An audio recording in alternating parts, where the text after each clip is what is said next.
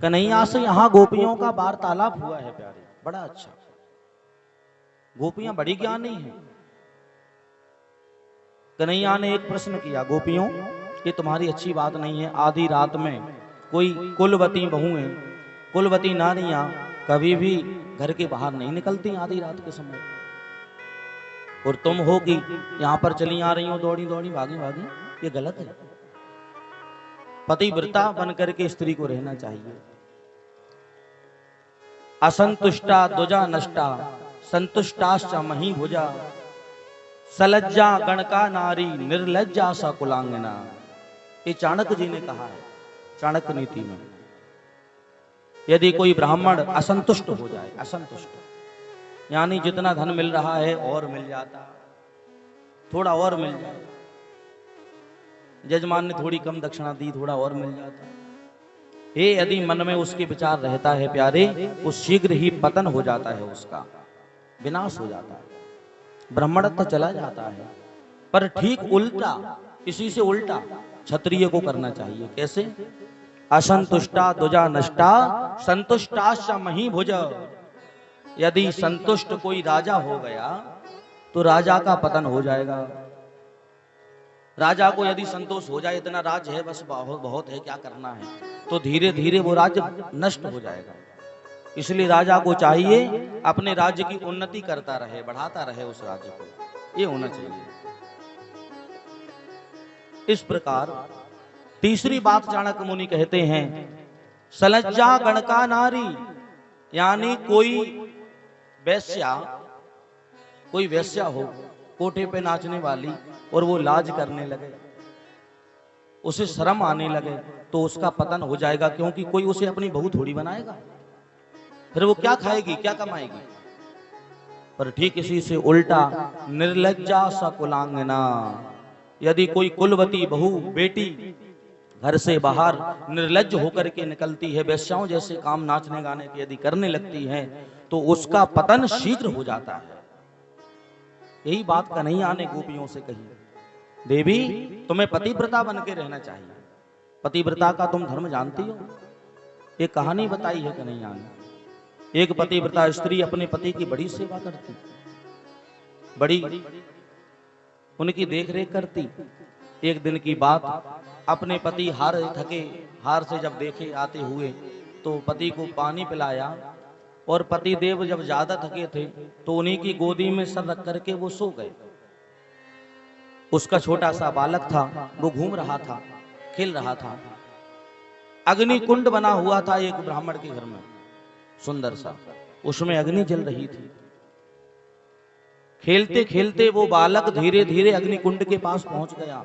अब इधर जो माँ बैठी है अपने पति को गोद में लिटाए हुए, यदि अब उसके मन में दो विचार चलने लगे प्यारे, यदि मैं अपने पुत्र को बचाती हूं तो हमारा पतिव्रत धर्म नष्ट होता है, क्योंकि पति देव की नींद खुल जाएगी, और यदि पतिव्रता धर्म की रक्षा करती हूं तो मेरा मातृ धर्म नष्ट होता है। बड़ा कौन है? उसने सोचा यदि पतिव्रत धर्म बना रहा तो प्यारे बेटे तो और भी हो जाएंगे, पर पति कहां से आएगा, वो धर्म कहां से आएगा। वो बैठी रही और रोने लगी, आंसू आने लगे। पुत्र तब तक उस अग्नि कुंड में चला गया। अब तो और रोने लगी। जो आंसू उसके गोदी में लेटे हुए पति के सर पर गिरे, उसको एकदम नींद खुली, तो उसने देखा देवी रोती क्यों हो। तब हड़बड़ा करके भागी, अरे महाराज पुत्र अग्नि में चला गया। पर धन्य है वह पतिव्रता का धर्म। उस पतिव्रता स्त्री के बल पर, उसकी तप बल पर, पति भक्ति पर वो शक्ति थी प्यारे, कि वह अग्नि कुंड में भी जाकर के किलकारियां मार करके हंस रहा है, बालक बैठा हुआ प्रसन्न है। अग्नि भी शीतल हो गई। मतलब क्या है? पतिव्रत धर्म में वो शक्ति है कि जो यमराज से भी टक्कर ले सकता है। महाराज हमारे यहां ऐसी स्त्रियां हुई हैं पतिव्रता। इतना ही नहीं, एक पतिव्रता स्त्री ने तो यहां तक किया कि अपने पति की रक्षा करने हेतु सूर्य भगवान को ही नहीं निकलने दिया था। बड़ी बड़ी सतियां हुई हैं हमारे यहां, और ये सतियां जो हैं वो केवल हमारे ही देश में हैं, दूसरे अन्यत्र कोई देश में नहीं है। क्योंकि आपने बहुत ज्यादा आप सभी लोग शिक्षित हो, यहाँ पर पढ़े लिखे बैठे हो, आप हमें एक बात बताइए, कभी भी इंग्लिश के जो शब्द हैं, जो मीनिंग है, उनमें कोई सती की स्पेलिंग बनी है, सती की मीनिंग बनी है? कोई ब्रह्मचारी का कोई नाम बना है इंग्लिश में? क्योंकि ये दोनों ही चीजें हमारे देश में होती हैं, विदेशों में नहीं होती। न सती होती है और ना ही ब्रह्मचारी होता है, ये चक्कर है। एक बार स्वामी विवेकानंद जी महाराज घूमते घूमते गए विदेश में, यात्रा पर निकले थे। वहां पर जब पहुंचे तो एक स्त्री को देखा कि वो अपने पति की मजार बनी हुई थी, मजार बनी हुई थी, पति समाप्त हो गया था, तो उस मजार पर बैठी बैठी हवा कर रही थी और रो रही थी। तो विवेकानंद जी तो प्रेम मुदित हो गए और वो बोले, वाह वाह बेटा, तुम्हारे मन में जो पति भक्ति है वो उसको मैं प्रणाम करता हूं। तुम अपने पति को इतना प्रेम करती कि जीवित तो करती होंगी, जब मरते समय जब वो मर गए हैं, दफन हो गए हैं, तो इसमें भी तुम हवा कर रही हो उस पर। उसने एक बड़ी बात अच्छी कही, बोले नहीं महाराज, ऐसा आप गलत सोच रहे हो, ये नहीं है। तो क्या है? अरे महाराज, हमारे यहाँ एक प्रथा है, कोई स्त्री का पति यदि समाप्त हो जाए तो उसकी मजार जब तक ना सूख जाए तब तक हम दूसरा पति नहीं चुन सकते, इसलिए हम हवा कर रहे हैं मजार सुखाने के लिए। ये समस्या है। सर पे हाथ पटका, हे भगवान, यहां सती नहीं हो सकती। सती तो हमारे ही देश में है। सती नारी जो होती है वो अपने किसी भी कार्य में सक्षम हो जाती है।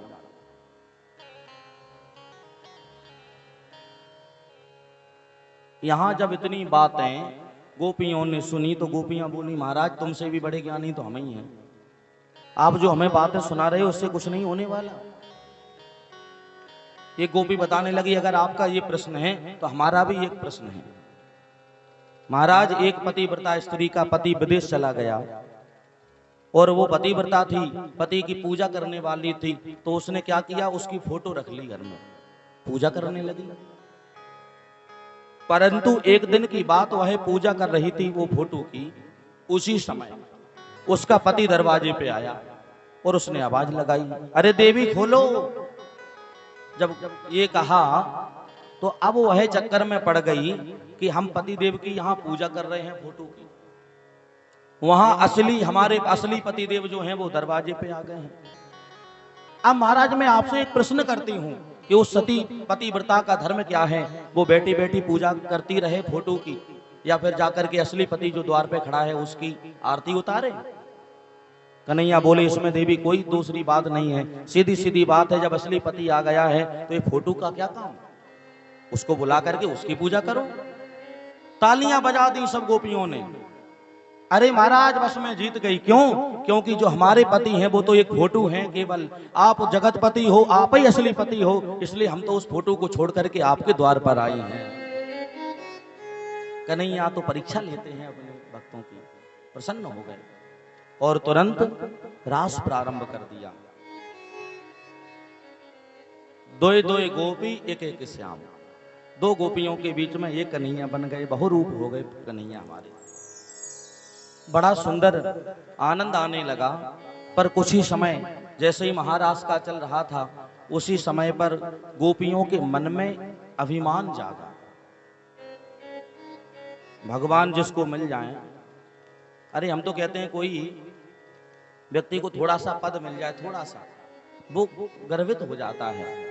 किसी को यदि मुख्यमंत्री के हाथ में हाथ मिलाने का सौभाग्य प्राप्त हो जाए तो वो भी व्यक्ति फिर 10-20 दिन किसी से बोलता ही नहीं है महाराज। अरे क्या तुम लोगों से, हमने मुख्यमंत्री जी से हाथ मिलाया, वो हमारे मित्र हैं।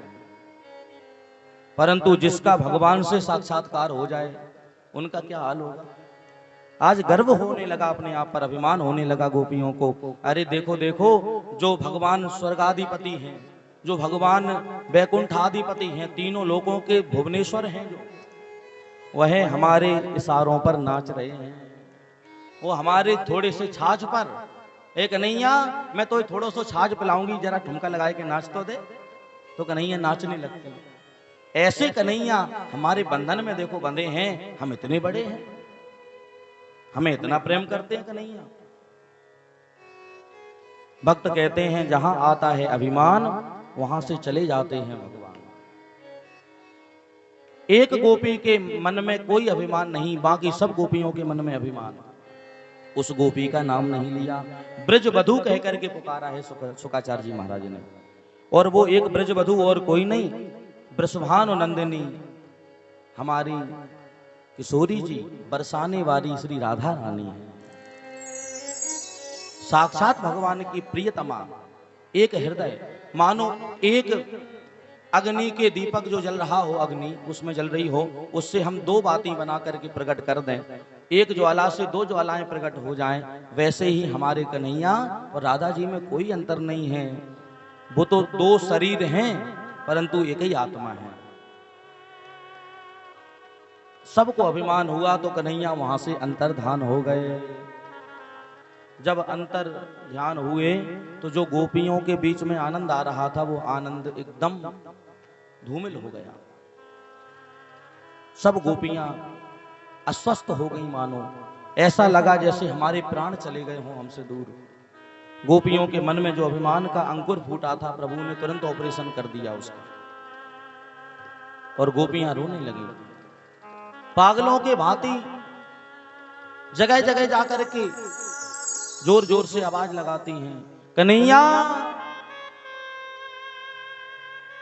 हे मेरे प्यारे कन्हैया, कहां हो आप? कहां बैठे हो आप? हमें छोड़ करके क्यों चले गए हो? कृपा कर हमें दर्शन दीजिए, हमें आपके साथ की वो सुंदर अनुभूति प्राप्त करना है। परंतु कोई आवाज नहीं आती कहीं से भी प्यारे। जाकर के गोपियां तो विलाप करती हुई धीरे धीरे एक पीपल का वृक्ष खड़ा था उससे जाकर के पूछने लगी। प्रेमियों की मर्यादा कुछ विचित्र होती है प्यारे, और उस प्रेम में आनंद ही क्या जिसमें इंतजार ना हो। बड़ा अच्छा लगता है। गोपियां आज प्रेम में कातुर होकर के दौड़ रही हैं, रो रही हैं, विरह में कातर हो गई हैं। और इतना ही नहीं, बात यहीं रुकी नहीं। पागल होने का मतलब यही होता है, जो प्रेम में पागल हो जाए प्यारे, वो फिर ये नहीं दिखता ये वृक्ष है, ये कोई दीवाल है, ये कोई छोटा सा पौधा है, किसी से भी बातें करने लगता है, किसी को भी अपने प्रियतम के बारे में बतलाने लगता है। गोपियां भी यही स्थिति में पहुंच गई आज। और गोपियों ने जाकर के पीपल से पूछा, भैया क्या तुमने हमारे कन्हैया का दर्शन किया है? यदि किया है तो बताओ, कहां है हमारे प्राण प्यारे, कहां है हमारे प्रियतम? पीपल कोई जवाब नहीं देता तो एक गोपी कहती है, अरे बहन ये क्यों देगा, ये भी तो वैसा ही पुरुष है, उस कन्हैया के ही बराबरी इसने की है, ये हमारा साथ क्यों देगा जब कन्हैया ने मेरा साथ नहीं दिया? जब इस प्रकार कहा तो आगे चली। आगे चल करके वहां पर देखा कि एक तुलसी का वृक्ष खड़ा है। तुलसी, ओ बहन तुलसी, हमें बतलाओ कि हमारे प्राण प्रियतम कहां गए हैं, क्योंकि तुम तो उनके सर पर सदैव निवास रहता है तुम्हारा, तुम्हारे ऊपर तो कन्हैया का बड़ा अनुग्रह है। जहां भी सालिग्राम की पूजा होती है वहां तुलसी दल जरूर चढ़ाया जाता है। तो हे तुलसी मैया आप ही बताओ। तुलसी से पूछ ही रही थी, तब तक एक छोटा सा हवा का झोंका आया कि तुलसी का पौधा हिल गया। मानो ये गोपी कहने लगी, अरे बहन, अरे ये क्यों बताएगी, ये भी तो हमारी आखिर सौत है, सौत, ये क्यों बताएगी? ये भी तो कन्हैया से प्रेम करती है, तो इसको तो और आनंद आ गया होगा, ये अकेली रह गई है आज, ये नहीं बताएगी। चलो चल करके आगे चलते हैं। कन्हैया के बाल लीलाओं का वर्णन करने लगी सुंदर। एक गोपी आकाश में चुनरिया लहरा रही है, अरे देखो देखो मैंने गोवर्धन उठा लिया। मतलब क्या है, गोपियों ने ये लीलाएं क्यों की? भगवान की लीलाओं का चित्रण क्यों कर रही हैं गोपियां? कारण है, अभी कोई व्यक्ति, कोई बहुत बड़ा कलाकार आ जाए, जैसे हमारे छोटू भैया बैठे हैं कीबोर्ड पर, इनसे कोई बीच में जब भागवत कथा समाप्त हो जाए कोई पूछे नीचे जा करके कि महाराज ये कोई भजन गा दो बढ़िया सा, तो ये कहेंगे भैया 4 घंटे हो गए, अब मुझे नहीं गाना। अब आपको सुनना है महाराज का भजन, तो कैसे सुनोगे? आप इनका ही कोई भजन सुना सुनाया होगा, गाने लगो और बेसुरा गाओ, बहुत बेकार गाओ, तो इनको बड़ा क्रोध आएगा, अरे ये भजन ऐसे नहीं है, तो कैसे? तो ये खुद गा के बता देंगे भैया ऐसे है, तो गाने का आनंद आ जाएगा। मतलब गोपियों ने भी आज वही लीला की, कन्हैया की हम जब लीलाएं करेंगे और कुछ गलत सलत हो जाएंगी लीलाएं, तो मानो कन्हैया कहीं आ ना जाए और आकर के कहेंगे गोपियों मैंने ये लीला इस प्रकार नहीं की, ये तो इस प्रकार थी, तो दर्शन हो जाएगा। परंतु एक जगह भी गोपियों को कन्हैया का दर्शन नहीं हुआ। आगे जा रही थी, कन्हैया भी राधा रानी के साथ में आगे बढ़ रहे थे कि राधा रानी को भी अब अभिमान आने लगा। थोड़ा सा अभिमान जैसे ही मन में हुआ, वो कहने लगी महाराज मैं तो बड़ी थक गई हूं, कृपा करके मुझे अपने कंधे पर बिठा लो। जब इतना कहा कन्हैया समझ गए इसको भी अभिमान आया है।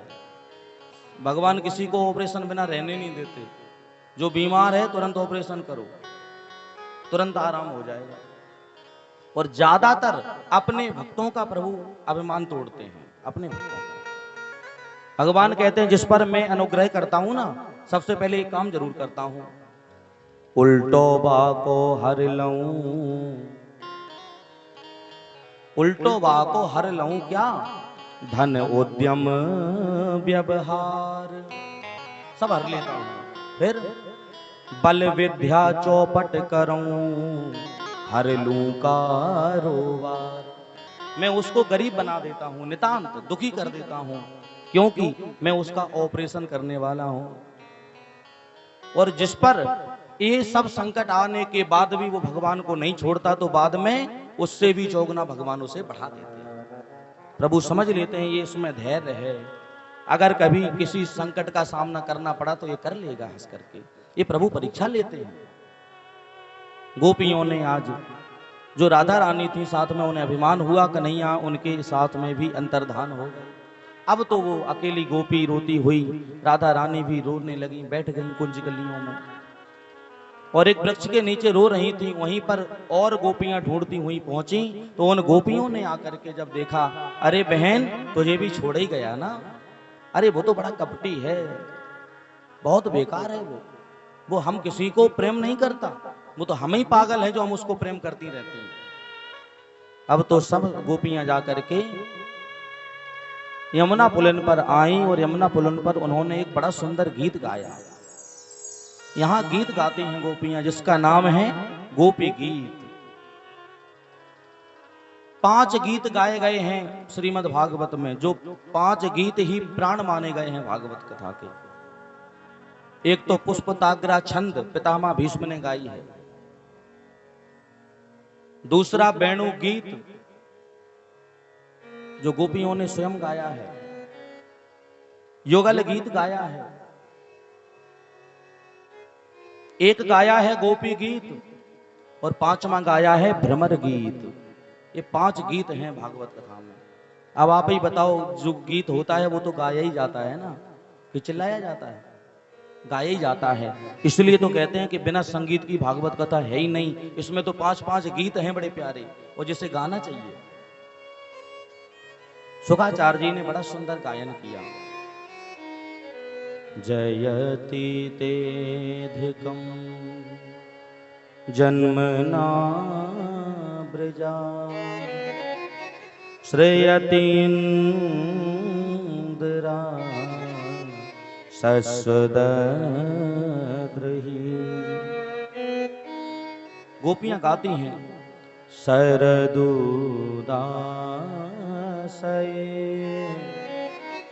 साधु जात सरस जोदरा, श्री मुसादृसा। इस प्रकार गाती हैं। आइए हम भी कुछ गोपी गीत की पंक्तियां दोहराते हैं। अगर आता हो तो गाएंगे, नहीं आता हो तो मधुर मधुर ताली बजाते हुए हमारा साथ देंगे। जयति तेधिकं जन्मना ब्रजा, श्रेयतीन्द्रा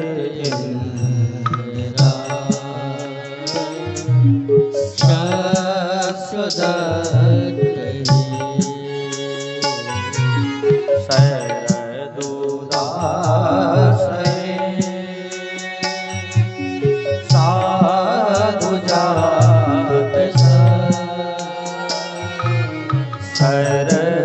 जो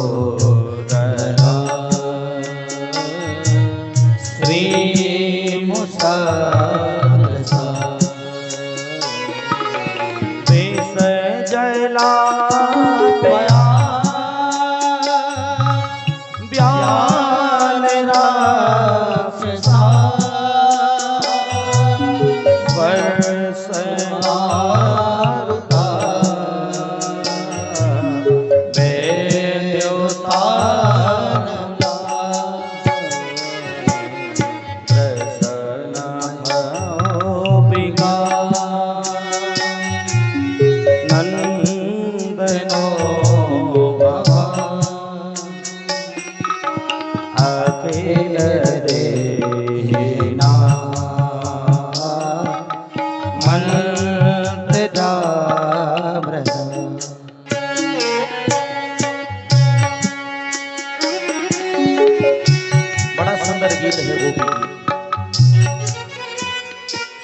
वैसे गाने तो रोज गाते हैं भगवान की, लेकिन जो गीत है गोपी गीत, इसमें बड़ा भाव है गोपियों का।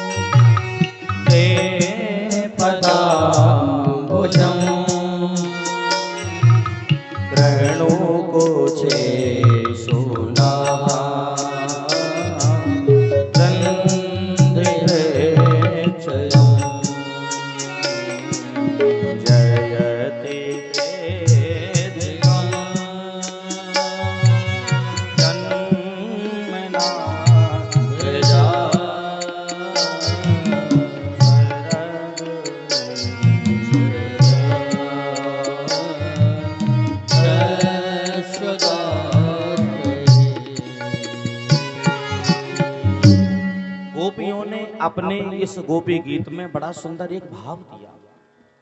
एक गोपी कहती है, प्यारे यदि आपको मुझे छोड़ना ही था, यदि मुझे आपसे दूर होना ही था, तो एक बात बताओ, बिस जला पिया,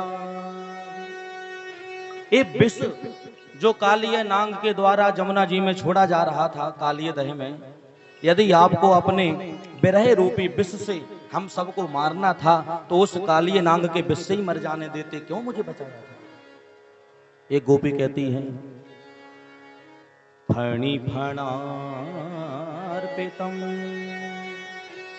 महाराज आपने उस कालिय नांग को ऐसा सबक सिखाया क्योंकि वो हम सबको परेशान करता था, हम सबको जहरीला जल प्रदान करने वाला व्यक्ति था, उसको आपने छोड़ा नहीं, मार दिया, प्राण ले लिए उसके, उसको वहां से भगा दिया। लेकिन महाराज आपने आज जो मुझे विरह का विष दिया है, ये तो उससे भी ज्यादा है, और यदि आज आप ना आए तो मैं तो अब एक ही काम करूंगी। सब गोपियों ने एक साथ में रोना प्रारंभ किया।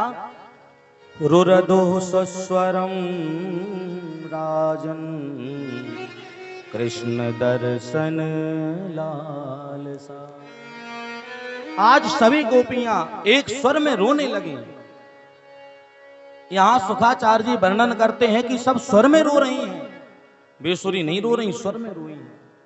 यानी प्रभु के लिए कोई रोवे तो भी स्वर में रोवे। प्रभु स्वर प्रभु को बड़ा प्रिय है। आज इतना रोई कि जब रोते भी प्रभु को ना पाया, प्रभु कहते हैं जब तक कोई हमारे लिए आंसू ना बहावे, हमारे लिए अपना सब कुछ ना निछावर कर देवे, तब तक मैं उसको दर्शन नहीं देता। रोने का मतलब क्या होता है, आप लोग जल्दी कर लीजिए थोड़ा। रोने का मतलब ये होता है कि हमें जिसके लिए रोना है, जिसको हम देख करके रो रहे हैं या जिसके विरह में हम रो रहे हैं, उसको आत्मसमर्पण कर देना प्यारे, आत्मसमर्पण। रोने के बाद हमारा देहाभिमान शून्य हो जाता है, एक पल भी नहीं रहता।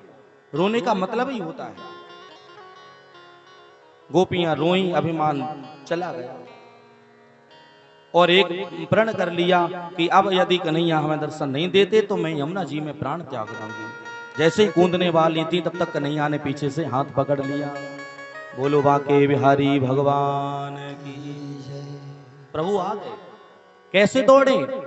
प्रभु का व्याख्यान किया श्री शुकाचार्य जी महाराज ने, कहते हैं कि वो अपने हाथ में पीतांबर पकड़ करके दौड़े। पीतांबर धरा राजन, पीतांबर हाथों में लेकर के दौड़े, पहनकर नहीं दौड़े। क्यों?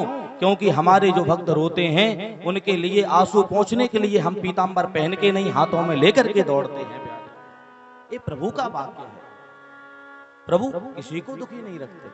आज प्रभु ने जब दर्शन दिया तो एक गोपी तो बैठ गई, रोने लगी और झाड़ियों में जाकर के छुप गई। मैं अपने कन्हैया से बोलूंगी नहीं, मैं बात नहीं करूंगी, क्योंकि मेरे कन्हैया ने मुझे बड़ा दुख दिया है। प्रेमी जो होते हैं वो रूठा राठी भी थोड़ा करते हैं। एक गोपी ने वही किया। हमें हमारे कन्हैया जरूर बुलाएंगे और जरूर हमें बुला करके हमें मनाएंगे, हमारे आंसू पहुंचेंगे, तब जाकर के हम मनेंगे, तब तक हम नहीं बोलने वाले।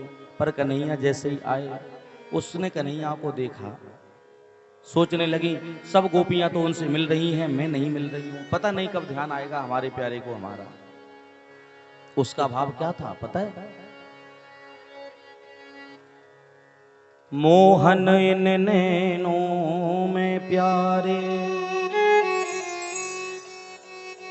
तो हे पलक ढाक मैं लूं, और नाम देखूं और को ना तो हे देखन दूं। हमारे प्यारे जो हैं, हमारे स्वामी जो हैं, हमारे जो प्रियतम कृष्ण कन्हैया हैं, उनके लिए मैं अपने नेत्रों में ऐसे देखूंगी उनकी छवि को कि मानो नेत्रों की रास्ते अपने हृदय में बिठा लूंगी और फिर अपनी आंखें बंद कर लूंगी। ना मैं किसी को देखूंगी, ना कन्हैया को किसी को देखने दूंगी। ये गोपी का भाव था। और इतना ही नहीं, जब उस पर नहीं रहा गया, कन्हैया नहीं आए, तो वो खुद दौड़ पड़ी। अरे रूठा राठी बाद में होती रहेगी, मुझे तो अपने कन्हैया से मिलना है, मुझे तो अपने प्यारे प्रियतम से मिलना है। और इस प्रकार दौड़ी, कन्हैया को अंक में भर लिया। कन्हैया आज प्रेम मुदित मन हो गए। अश्रुपात होने का मतलब ही यह है, यानी गोपियों ने अपना सब कुछ निछावर अपने कन्हैया को कर दिया। प्रभु अब ये आंसू भी हमारे नहीं है, तो ये तुम्हारे ही हो गए। इस प्रकार जब कन्हैया को प्रेम मुदित मन होते देखा, तो अब कन्हैया ने महारास प्रारंभ किया। बड़ा प्यारा महारास किया। और महारास करते करते आज भगवान इतने रूप बना लिए, जितनी गोपी उतनी ग्वाल। अलग अलग प्रकार के सुंदर स्वरूप बनाए हैं। हर गोपी को ये लगता है मानो हमारे साथ में हमारे कन्हैया विहार कर रहे हैं। उसे दूसरी गोपी जो खड़ी, उसको लगता है ये कन्हैया हमारे साथ है। यानी कोई भी कन्हैया से पृथक नहीं है और ना कन्हैया किसी से पृथक है। महारास होने लगा, बड़ा प्यारा। वहां भोले बाबा भी आए। भोले बाबा ने पार्वती मैया से कहा, ऐसा बना दो हमें। हे पार्वती, तुम कहां जा रही हो? बोले मैं तो रास में जा रही हूं। कहां? वृंदावन में। अच्छा, तो हमें भी थोड़ा बना लो। बोले तुम्हें कोई देखेगा तो कोई क्या कहेगा कि इतने बड़ा आदमी यहाँ क्या कर रहे हैं औरतों के बीच में? तो बोले हमें ऐसा सुंदर बना दो। कैसा? ऐसा बना दो हमें कोई न जाने इस राज को, हाय हाय। और मैं हूं सहेली तेरी। कोई अगर पूछे कि ये कौन है तो बता देना, मैं हूं सहेली तेरी, ऐसा बताना ब्रजराज को, ब्रजराज को। तब तो पार्वती मैया ने तुरंत उनको बढ़िया लहंगा चुनरी पहराई, चौड़ा की, बढ़िया ब्यूटी पार्लर पे लेके गई और वहां से बढ़िया जूड़ा कंगन बना करके लाई। फिर बांध के जूड़ा पहन के सारी, बांध के जूड़ा पहन के सारी, चाल चली मतवारी, वृंदावन आ गए हैं, वृंदावन गए हैं। अरे एक दिन वो भोले भंडारी, एक दिन वो भोले भंडारी बन करके ब्रजनारी ब्रज में आ हो गए हैं। वो ब्रज में आ गए हैं। बोलो रास रासेश्वर भगवान की जय हो। दोनों हाथों से ताली बजा दी।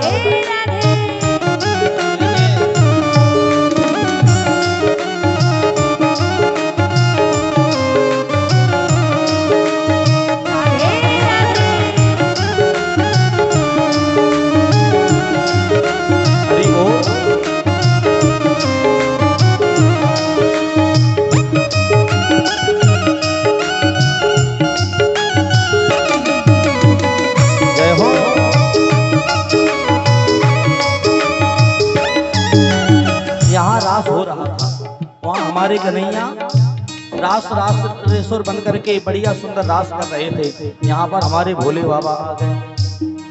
तो जब मोहन ने भगवान भोले बाबा का दर्शन किया तो समझ गए और मन ही मन कह दिया, अरे आओ गोपेश्वर तुम्हारी जय हो।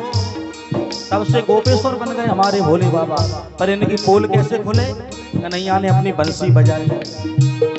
देखा मोहन ने जब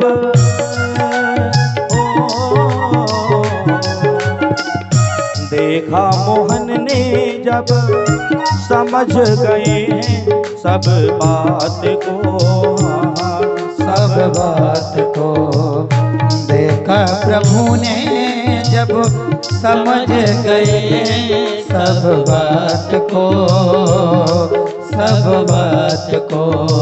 और कन्हैया ने ऐसी बजाई बंसी सुध बुध भूले भोलेनाथ जी, हाँ भोलेनाथ जी।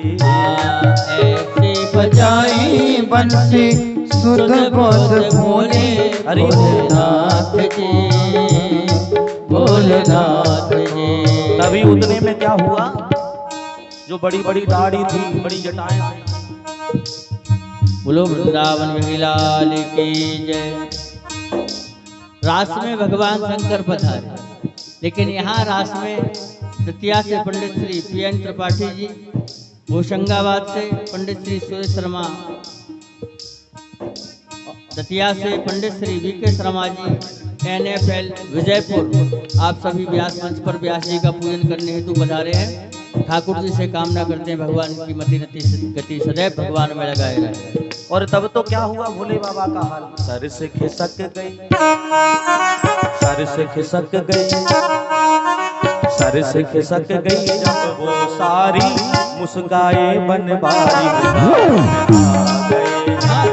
वृंदावन आ गए हैं, सर से खिसक गई जब वो सारी मुस्काए बनवारे। वृंदावन आ गए हैं, वृंदावन आ गए हैं। एक दिन वो भोले भंडारी, एक दिन वो भोले भंडारी बन के लाल। वृंदावन आ गए हैं, वृंदावन आ गए हैं। जय हो आ गए हैं, वृंदावन आ गए हैं, वृंदावन आ गए हैं, वृंदावन आ गए हैं।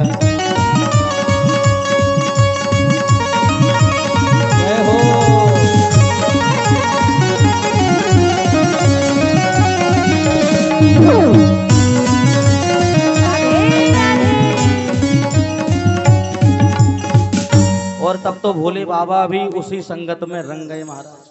तब तो भोले बाबा के साथ में भी आज समस्त गोपियां, अब गोपेश्वर बने हैं हमारे भोले बाबा। परंतु उन्होंने जब गोपियों को देखा कि कोई भी गोपी खाली ही नहीं है, सबके पास में भगवान कृष्ण बैठे हैं, तो घूम फिर के बेचारे अपनी पार्वती के पास आ गए। बोले अब तुम ही बदी हो, हमारे क्रम में हम क्या करें। तुरंत भोले बाबा वहीं नाचने लगे और बड़ा सुंदर रास हुआ। आइए महाराज का थोड़ा हम भी सुमरन करें। अरे गोकुल में देखो, वृंदावन में देखो, वंशी बाजे रे, श्याम संग राधा नाचे रे। गोकुल में देखो वृंदावन में देखो रे बंसी बाजे रे श्याम संग राधा नाचे रे श्याम संग राधा श्याम संग राधा नाचे रे। देखो महाराज है भगवान का। अरे आज तो झूमो लो कम से कम थोड़ा बहुत। सब लोग ऐसे ही हाथ पे हाथ रखे अगर बैठे रहोगे तो कैसे काम चलेगा। महाराष्ट्र में तो आज नाचना ही पड़ेगा भैया। मस्ती में झूमते हुए गाएं। गोकुल में देखो वृंदावन में देखो बंसी बाजे रे श्याम संग राधा नाचे रे ओ श्याम संग राधा नाचे रे। हरि बोल।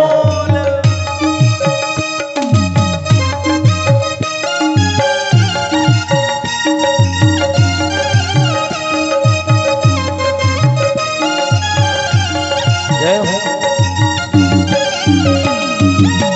चंद्र किरण सा श्याम सलोना दुई अखियां कजरारी ओ चंद्र किरण सा श्याम सलोना दो आंखें कजरानी ठुमक ठुमक नाचे गोपिन संग ब्रज के पालन हारी ठुमक ठुमक नाचे गोपियन संग ब्रज के पालन गाली। और भोले बाबा नाच रहे हैं तब डम डम डम डम रुबाजे डम डम डम रुबाजे अरे डम डम डम डम डम डम डम डम डम डम रुबाजे डम डम डम डम रुबाजे कान्हा की मुरली पे सब जग नाचे रे श्याम संग राधा नाचे रे कन्हैया संग राधा नाचे रे। ऐसे नहीं पीछे वाले दोनों हाथ उठा करके गाएंगे। गोकुल में देखो वृंदावन में देखो बंसी बाजे रे श्याम संग राधा नाचे रे श्याम संग राधा नाचे रे श्याम संग राधा नाचे रे श्याम संग राधा नाचे रे श्याम संग राधा नाचे रे श्याम संग राधा नाचे रे श्याम संग राधा नाचे रे श्याम संग राधा नाचे रे राधा नाचे रे। बोल रास बिहारी भगवान की जय। राधा रानी सरकार की जय। जय जय श्री श्री राधे। इस प्रकार महारास सुसंपन्न किया हमारे कान्हा ने। श्री शुकाचार्य जी वर्णन करते हैं जो रास पंचाध्यायी का कथा कोई श्रवण करता है या फिर कोई रास पंचाध्यायी के इस गोपी गीत का पाठ नृत्य करता है, उसको हृदय की यदि बीमारी है, किसी को यदि अटैक आता है या कुछ परेशानी है हृदय के संबंधी, वो सब बीमारी दूर होती हैं ये रास पंचाध्यायी से। क्योंकि भागवत में जो प्राण है उस प्राण का जो शरीर श्रीमद् भागवत है उस शरीर का ये मन है कौन पंचरास अध्यायी प्रभु की। तो इसको जो श्रवण पान करता है जो पठन पाठन करता है उसके हृदय के रोग सर्वथा विलुप्त हो जाते हैं। बोले वृंदावन बिहारी लाल की जय। यहाँ तो कन्हैया ने अनेकानेक दुष्टों का और अब निवारण किया। धीरे धीरे अरिष्टासुर आया, उसको भी भगवान ने स्वर्गलोक बैठाया। तमाम राक्षस आते हैं, प्रभु कुछ ही क्षणों में चुटकी बजाते ही मार के जमुना जी में फेंक देते हैं, एक भी नहीं बचता। और इतना ही नहीं, एक दिन यहाँ तो कन्हैया लीलाएं कर ही रहे हैं, पर कंस का भी हाल देख लें चल करके क्या हो रहा है। कंस बड़ा परेशान है। अब तो जब से उसके भेजे हुए हजारों गुप्तचर गए, लौट करके कोई ना आया। कंस बड़ा घबराया, नारद जी को बुलाया। नारद जी ने कहा करके पुत्र कैसे बुलाया? तो उस कंस ने कह दिया महाराज जितने मैंने भेजने का प्रयास किया राक्षसों को वो सब मरे मराए आते हैं, जिंदा जाते हैं, मरे मराए उधर से आते हैं, बड़ी समस्या है। महाराज कुछ उपाय बताओ कैसे हो? नारद जी ने कहा देखो भैया, वो कृष्ण और बलराम बड़े बलशाली हैं और अपने राज्य में अपने घर में सब बलवान होते हैं। अपने घर में कौन बलवान नहीं होता? क्यों ना आप अपने घर में उन्हें बुला लो, और जब वो यहाँ आ जाएंगे तो यहाँ उनका बल काम नहीं करेगा, इसलिए तुम उन्हें सुगमता से मार सकते हो। पर कैसे बुलाएं?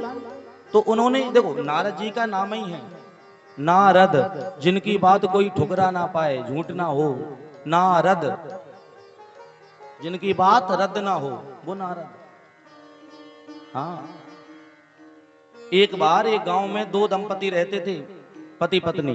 बड़ा प्रेम था उनमें, पूरे 20 वर्ष हो गए, कभी लड़ाई नहीं हुई महाराज। जो पड़ोसी लोग थे वो यही चक्कर में पड़े रहते, इनके घर में लड़ाई क्यों नहीं होती। एक दिन नारद जी आए घूमते फिरते, तो पड़ोसियों ने कहा महाराज आप तो सर्व अंतर्यामी हो, आप तो कुछ भी कर सकते हो। बोले हाँ कर सकते हैं। बोले महाराज इन दो व्यक्तियों को लड़ा करके बता दो, पति पत्नी को। यदि आपने इन्हें लड़ा दिया तो समझ लो आपका पर नाम पक्का, आपका नाम नारद है, हम जान जाएंगे। अच्छा, ये तो हमारे बाएं हाथ का काम है। तुरंत गए, पतिदेव गए थे हार में काम करने के लिए खेतों पर, पत्नी बैठी थी घर में। नारायण नारायण पूजन किया। अरे महाराज कैसे आना हुआ? बस बोले कुछ नहीं, थोड़ा सा हमने यहाँ पर कुछ गड़बड़ देखी तो चले आए। महाराज क्या बात है? बोले तुम्हारे पतिदेव जो हैं उन्हें नमक की बीमारी हो गई है, नमक की बीमारी। अच्छा महाराज, ये तो मुझे आज तक नहीं बताया उन्होंने। अरे वो क्यों बताएंगे, वो क्यों बताएंगे तुम्हें? तुम्हें यदि बता दिया तो तुम लड़ोगी नहीं उनसे। अच्छा महाराज नमक की बीमारी हुई है। बोले बिल्कुल। तो वो महाराज पता कैसे चलेगा मुझे विश्वास कैसे हो? बोले रात में एक काम करना, जब वो आवे खेतों से काम करके तो सोने लगेंगे, आराम करेंगे जब बिस्तर पर, और जब वो सो जाएं तब आराम से जाना और अपनी जिह्वा से उनको चाटना जीभ से एक बार, तो नमक पता चल जाएगा शरीर पर। हाँ महाराज ये बात तुमने ठीक बताई। नारद जी यहां से नारायण करके सीधे पहुंचे खेतों पर पतिदेव के पास। नारायण नारायण। पतिदेव बोले महाराज कैसे आगमन हुआ अपना बेचारा? तो नारद जी बोले बस तुम्हें एक बात बताने के लिए चले आए, रहा ना गया। बोले क्यों? बोले तुम्हारी जो पत्नी है वो रात्रि में 12 बजे पे कुतिया बनती है। अच्छा, मैंने तो आज तक नहीं सुना महाराज। समझ? अरे बोले मैंने देखा है, पर तुम्हें कैसे पता? तुम तो हारे थके आते हो, सो जाते हो। एक काम करना, आज रात्रि में जगते रहना, और रात में वो आएगी तुम्हें चाटेगी, समझ लेना कुतिया बन गई। ठीक है महाराज। अब तो वो जैसे ही पतिदेव आए तो दोनों एक दूसरे को कम बोलें कम देखें। पत्नी सोचे कब पतिदेव सोवे, और पतिदेव बेचारे सोने का ढोंग करें कि कब पत्नी आवे हमें चाटे। 12 बजे रात के पतिदेव ने ढोंग किया, वो समझ बैठे ये सो रहे हैं। तो सोते हुए पतिदेव को समझ करके उसने चाटना शुरू किया। बड़ा सा लट उठाया पतिदेव ने, वो तो जाग रहे थे, और 3 धमक दिए महाराज। अब हमें क्यों मारते हो? अरे बोले मुझे आज पता चल गया नारद जी के द्वारा जो बात कही थी बिल्कुल सही है, तुम कुतिया बनती है। बोले और मुझे भी बताया नारद जी ने। बोले क्या? बोले तुम्हें भी नमक की बीमारी है, मैंने अभी चाट के देखा तुम खा रहे हो। बोले हे भगवान। तब तक नारद जी आ गए। नारायण नारायण क्यों लड़ रहे हो भाई? पूरे पड़ोस में हड़कंप मच गया, भैया पहली बार लड़ाई भाई। नारद जी बोले अब एक काम सुनो हमारी बात, हमने जो तुमसे बताया है ना, इन्हें नमक की बीमारी है ना, तुम कुतिया बनती हो, कुछ नहीं होता। ये तो पड़ोसियों की बात थी, इसलिए उनकी बात रखने के लिए हमने ये सब किया था। तुम सब दोनों बढ़िया हो और अच्छे से रहो। तो नारद जी का काम ही है। आज कंस के यहाँ जा करके नारद जी ने उल्टा भर दिया। सुनो, अगर तुम कृष्ण बलराम को मारना चाहते हो तो शीघ्र उन्हें अपने घर बुला लो, और बुलाने का एक उपाय है, शिवरात्रि आने वाली है, बिल्कुल 18 तारीख ही आ गई है नजदीक। तो शिवरात्रि आने वाली है, और शिवरात्रि पर बड़ा सुंदर मेला लगाओ। भोले बाबा के भक्त हो तुम, और मेला में एक प्रतियोगिता रखो पहलवानों की। उन पहलवानों में उनका भी नाम डलवा देना। तो दोनों को बुला लेना किसी ना किसी बहाने, युद्ध के बहाने, और अपने 2 राक्षसों को पहलवान बना करके खड़ा कर देना। बस 2 मिनट में उनकी राम नाम सत्य हो जाएगी। कंस बोला वाह महाराज, आपके मुंह में तो घी शक्कर, आपने जो हमें उपाय बताया महाराज चमत्कारी है। नारद जी तो बोले बस अब हमारा इतना ही काम था, नारायण नारायण, और चले गए। नारद जी जाकर के पहुंचे कन्हैया के पास। कन्हैया जब प्रभु सूर्य भगवान को अर्घ दे रहे थे प्रातः काल स्नान करके, यमुना जी के पुलिन पर। तो वहां जब नारद जी को देखा तो बोले प्रभु आओ नारद, कैसे आना हुआ? नारद जी बोले महाराज बस मैं ये चाहता हूं कि अगले 3-4 दिनों में उस कंस का आप सत्यानाश कर दो, मैं मरा हुआ देखना चाहता हूं। कन्हैया बोले नारद तुम हो तो बड़े ढोंगी, तो क्यों महाराज?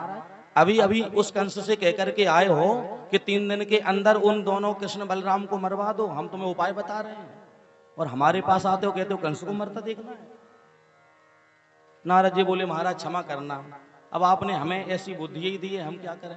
हम तो जहां जाते हैं उसका भला ही करने की सोचते हैं महाराज, पर हमें वस्तुतः बात तो ये कही है, जो मैंने प्रकरण रचा है वो आपकी मर्जी से हो रहा है, मेरी मर्जी से नहीं हो रहा है।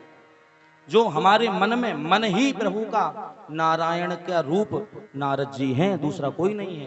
प्रभु के मन में जो आता है वही नारद जी बोलते हैं और कुछ नहीं।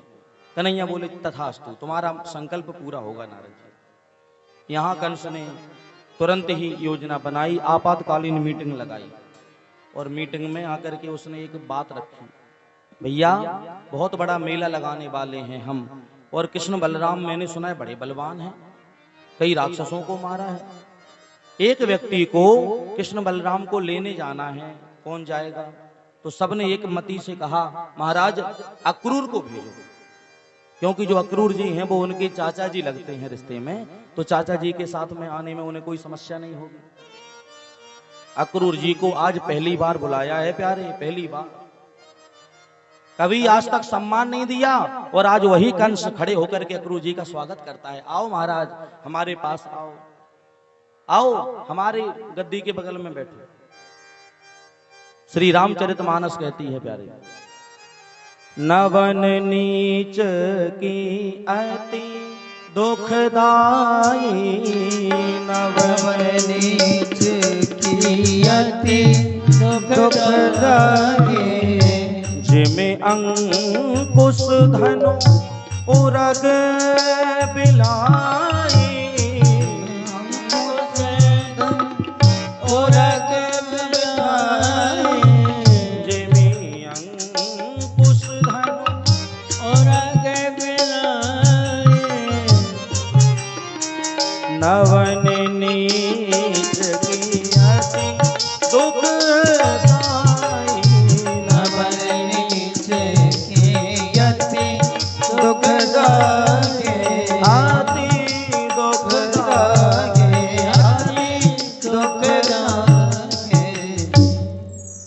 रावण जब मारीच के पास पहुंचता है और मारीच से कहता है प्रणाम करके, मामा जी प्रणाम। मारीच ने पहली बार देखा रावण को कि आज ये झुका है भैया। हाँ, देवता जितने भी हैं, रावण की हुंकार जब रावण भरता है तो देवता अपना स्वर्ग खाली कर देते हैं और डर करके छुप करके आकर के गिरी कंदराओं में घुस जाते हैं, कंदराओं में घुस जाते हैं, गुफाओं में। क्यों? क्या गुफा में रावण आ नहीं सकता? रावण तो गुफा में भी आ सकता है, पर गुफा में क्यों घुसते हैं? क्योंकि भैया रावण कभी झुकना नहीं जानता और गुफाओं के जो द्वारे होते हैं वो गिरी कंदराओं के छोटे छोटे द्वारे होते हैं, तो रावण कभी झुकता नहीं है। तो जब गिरी कंदराओं में प्रवेश अंदर वो देवता करते हैं तो रावण द्वारे खड़ा रहता है पर झुकता नहीं है और निकालने के लिए गालियां देता है, निकलो इधर अंदर से बाहर, जिस समय निकलोगे मैं वहीं तुम्हें मार दूंगा। पर देवता कहते हैं हम निकलेंगे नहीं और तुम झुकोगे नहीं तो काम बनेगा नहीं। इस प्रकार से एक बार रावण गया अपने गुरुजी के पास, गुरुजी हैं शंकर भगवान। सबने कहा भैया गुरुजी को प्रणाम करो। बोले मैंने तो आज तक नहीं झुका किसी के सामने, मैं नहीं झुकने वाला। तो बोले भैया प्रणाम तो करना पड़ेगा, गुरु पूर्णिमा है आज।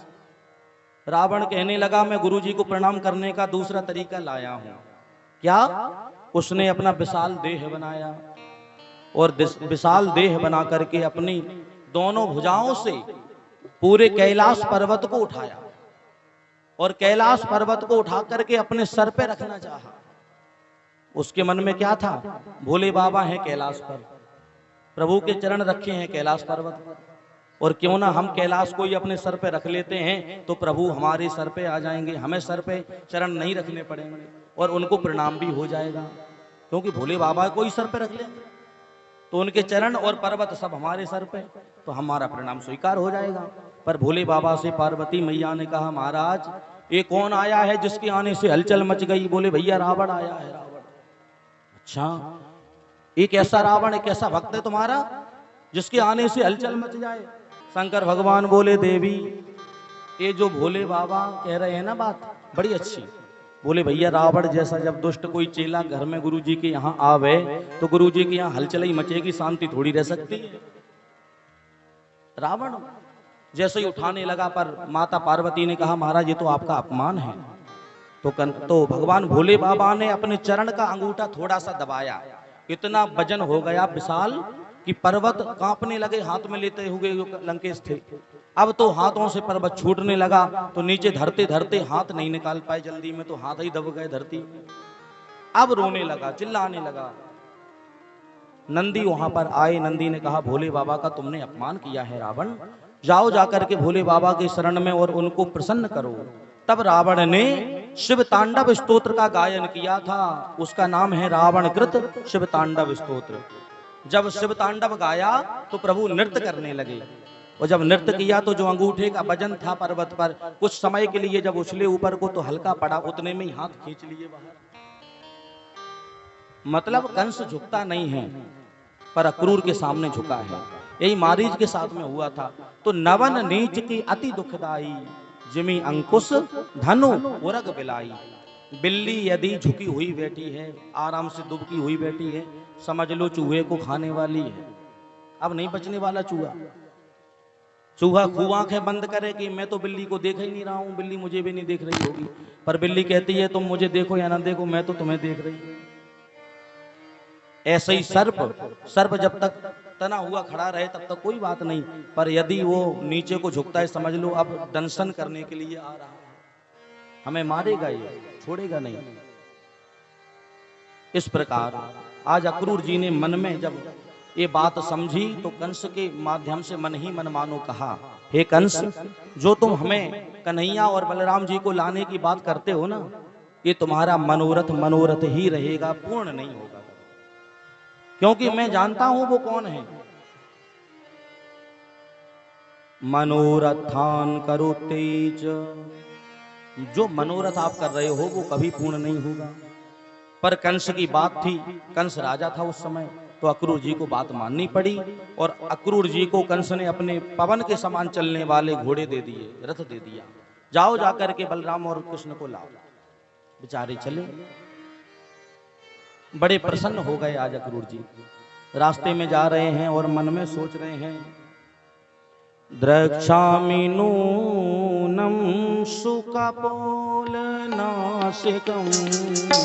द्रक्ष्यामि नूनं सुकपोलनासिकं, स्मिताबलोका ऋणकंजलोचन,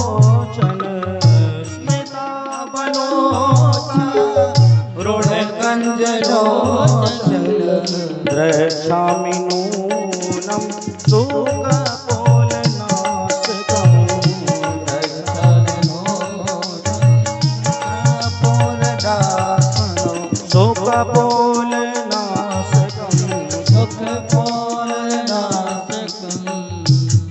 द्रक्ष्यामि नूनं सुकपोलनासिकं।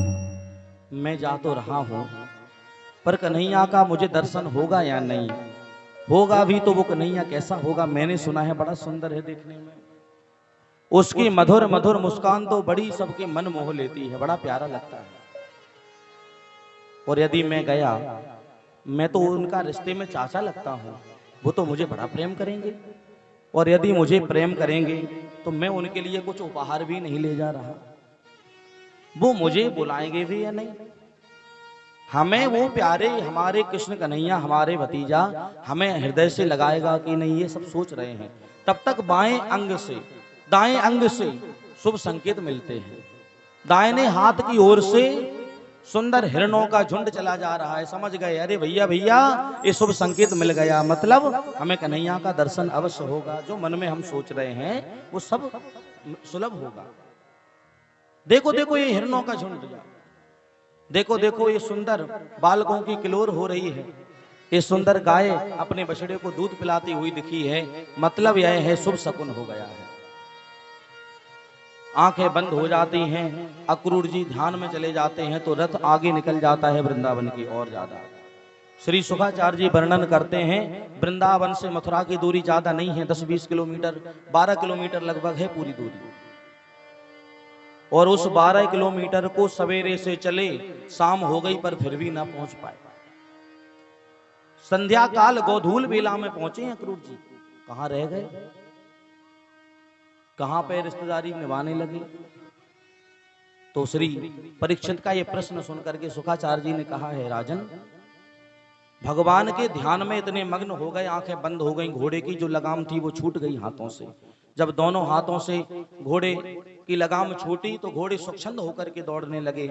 मन जहां होता है घोड़ों का वहां चले जाते हैं, कभी कभी घास चरने लगते हैं और कभी कभी तो वृंदावन से, क्योंकि वो तो बहुत तेज दौड़ने वाले घोड़े हैं, कंस के घोड़े हैं, पवन वेग से दौड़ते हैं, सीधा हाईवे रोड पकड़ते हैं महाराज और मथुरा से वृंदावन निकल जाते हैं। जाकर के आगे पहुंच करके इंद्रप्रस्थ पहुंचते हैं, दिल्ली में पहुंच जाते हैं। जब मोटर कारों की आवाज सुनते हैं, हे भगवान हम कहाँ आ गए, तो लौट करके फिर वापस होते हैं, फिर अपना मन सुधारते हैं धीरे धीरे। जब फिर जाते हैं तो शाम हो गई, सायंकाल के समय, जिस समय कन्हैया हमारे गऊ दोहने के लिए जा रहे थे।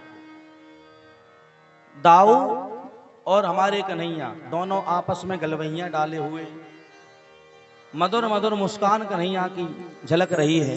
हाथ में दोहनी का पात्र है, पात्र लिए हुए हैं और गऊ दोहन के लिए जा रहे हैं।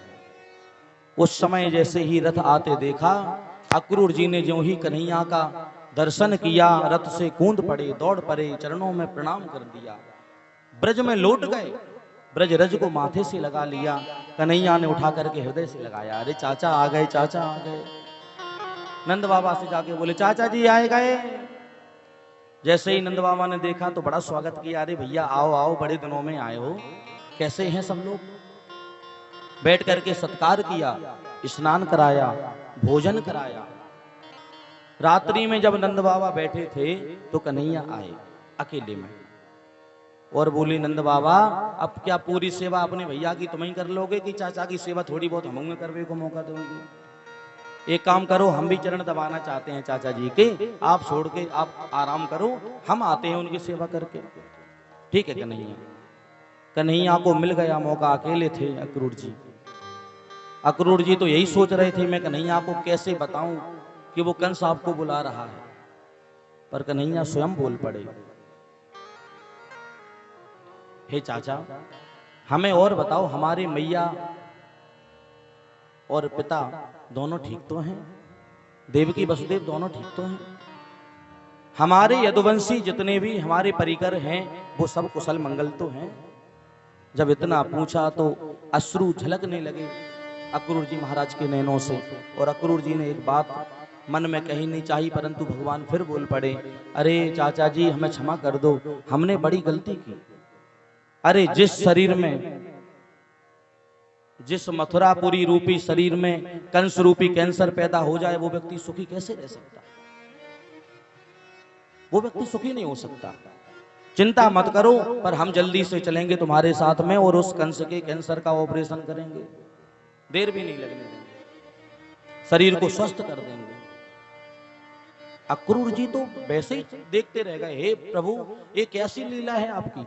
मैं तो सोच रहा था आपको मैं सब बताऊंगा, पर ये तो आप सब जानते हो, आप तो घट घट की जानने वाले हो। आज मन प्रसन्न हो गया।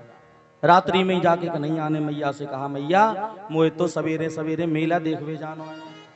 कहाँ को मेला है भैया? अरे कंस मामा के यहाँ बड़ो अच्छा मेला भरो है मथुरा में, मैं तो मथुरा की सैर करूंगा, मथुरा में जानो चाहूँ। यशोदा मैया बोली, कन्हैया मैंने आज तक तुझे अपनी आंखों से ओझल नहीं किया, और तू आज अगर हमें छोड़ करके चला गया तो मैं तेरे बिना कैसे रह पाऊंगी। परंतु रात्रि में ही यह खबर पूरे ब्रज में फैल गई। पूरे ब्रज में जितनी गोपियां थीं सबको लगने लगा हमारा कन्हैया हमसे दूर चला जाएगा, क्या करें। रात्रि में ही एक चौराहे पर सब मिल गई, एक दूसरे से कहती, बहन बहन तुमने सुना है, अरे हमारे प्राण प्यारे आज हमें छोड़ करके प्रातः काल ही निकलने वाले हैं मथुरा। बैठ गई, रुदन करने लगी। सुखदेव जी महाराज कहते हैं गोपियों ने तो इतना कुछ कहा, अक्रूर जी को गालियां देने लगी गोपियां।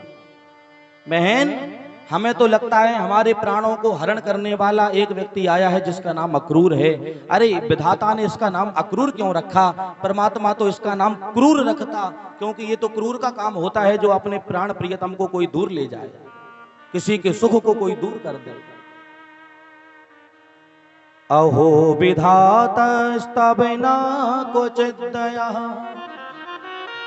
संयोज मैत्रा प्रणयेन देहिना यस्त्वं प्रदर्शयति सिद्धकुंडलावृता। इस प्रकार गोपियां कहती हैं ये अक्रूर नहीं है, अक्रूर मस्तक अक्रूर नहीं है, ये क्रूर होना चाहिए।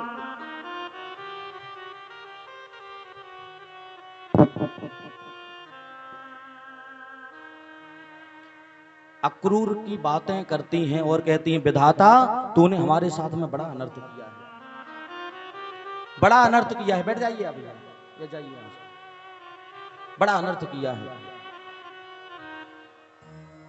क्योंकि अरे जिस कन्हैया के दर्शन के बिना हमारा एक पल नहीं लगता, जिनके नयनों को हम अपने नयनों से निहारते रहते हैं, और इतना ही नहीं, अगर हमारे उन गोपियों का आप विरह देखिए, उनकी बात सुनिए। गोपियां कहती हैं हमारे यदि विघ्न दर्शनों में यदि कोई व्यक्ति आ जाता है और हमारे कन्हैया के सामने हम जब दर्शन कर रहे होते हैं अपने नेत्रों से, और यदि हमारे नेत्रों का पलक नीचे झुक जाता है तो हम विधाता को गालियां देते हैं। गोपियां विधाता को गालियां देने लगती हैं, विधाता ने क्या किया मेरे साथ में, ये पलकें क्यों बनाई हैं? यदि ये पलकें ना होती तो हमारे कन्हैया को हम एक निहार करके एक टक होकर के देखते रहते। ये पलकें जो बनी हैं ये विघ्न आता है इनसे हमारे दर्शन में, ये पलकें क्यों बनाई हैं? इतना कुछ कहती हैं गोपियां। और जो गोपियां इतना नहीं चाहती कि एक पल के लिए हमारे प्रभु हमारी आंखों से ओझल हों, क्या वो गोपियां आज चाहेंगी कि हमारे कन्हैया कुछ दिनों के लिए मथुरा चले जाएं? गोपियां तो रोने लगी, ब्रह में कांपने लगी। सुबह हुआ, नंद बाबा ने कहा भैया मैं अकेला नहीं जाने दूंगा कन्हैया को, मैं भी साथ में जाऊंगा। सभी भैयाओं से निवेदन है कि लगभग 3 बज गए हैं, 3 से आप 4:30 बजे तक कोई भी यहाँ मंच पे ना आए तो ठीक रहेगा। और 4:30 बजे हम आप सबको बुलाएंगे, सब मालाएं पहनेंगे, जितनी आई हैं हम सब पहन लेंगे एक एक से अपने हाथों से। आप चिंता मत करिए, क्योंकि कथा में बहुत विघ्न आता है और केवल 1-1.5 ही घंटा है अपने पास। आज हमारे कन्हैया जैसे ही जाने लगे, नंद बाबा ने कहलवा दिया सबसे, अरे जो मथुरा मेला देख वो जानो चाहे वो अपनो अपनो गाड़ी में सामान लेकर के गाड़ी तैयार करके आ जाए। सब ग्वाल बाल आ गए, मधुमंगल बोले हम भी चलेंगे, हम भी चलेंगे, श्री दामा बोला मैं भी चलूंगा। सब तैयार हो गए, और इतना ही नहीं तैयार होकर के पहले से ही निकल गए, क्योंकि उन्हें जाना है घोड़े पर, रथ पर बैठ करके, तो हम पहले ही निकलेंगे भैया, हमारे तो बैलगाड़ी है, धीरे धीरे पहुंचेंगे। निकल गए नंद बाबा। पर यहां जब कन्हैया रथ पर चढ़े, उसी समय हमारी जो यशोदा मैया थी वो दौड़ पड़ी, क्रंदन कर उठी हमारी यशोदा मैया। और यशोदा मैया ने जाकर के कहा कन्हैया मैं तुझे अपने आंखों से ओझल नहीं होने दूंगी। अरे हमारे बुढ़ापे की